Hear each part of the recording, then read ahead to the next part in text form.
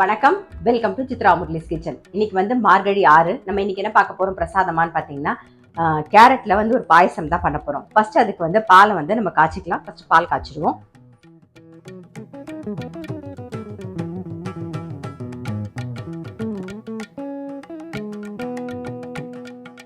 பாருங்க, பால் இந்த பக்கம் காயட்டும். அதுக்குள்ள என்ன பண்ணிட்டு இருக்கோம்னா, இந்த பக்கம் வந்து கேரட்டை வந்து துருவி ரெடியாக எடுத்து வச்சிருக்கோம். ஒரு 3 கேரட் துருவி ரெடியாக எடுத்து வச்சிருக்கேன்.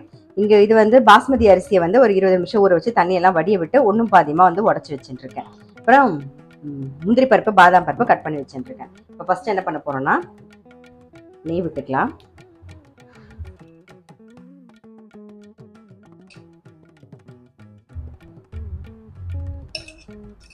இதில் பாதாம் முந்திரியை போட்டுடலாம். பாதாம் முந்திரி வந்து செவந்தெடுத்து இதை எடுத்து வச்சிடலாம். இப்போ இதுலேயே வந்து துருவி வச்சிருக்கிற கேரட்டையும் சேர்த்துடலாம்.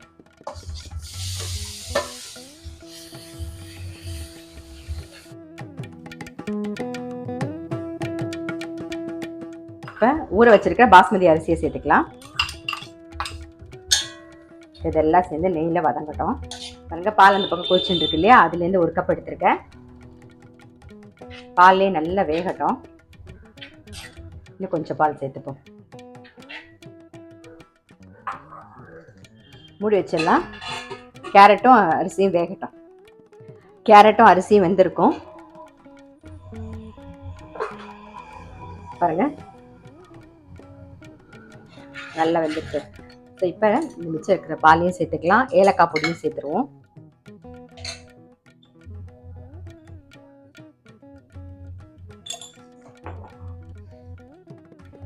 இப்போ சக்கரை வந்து ஒரு 3/4 கப்பு சக்கரை சேர்த்துக்கிறேன் நான். ஸ்வீட் வந்து உங்களுக்கு தகுந்த மாதிரி பார்த்து போட்டுக்கோங்க.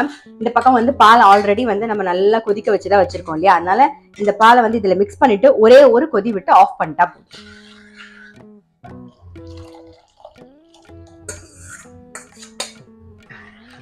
கொதி விடலாம். நல்ல ஒரு கொதி வந்தாச்சு. இப்ப பாதாம் முந்திரி வந்து வறுத்து வச்சிருக்கோம், அதை சேர்த்துக்கலாம் நாம. அவ்வளவுதான்,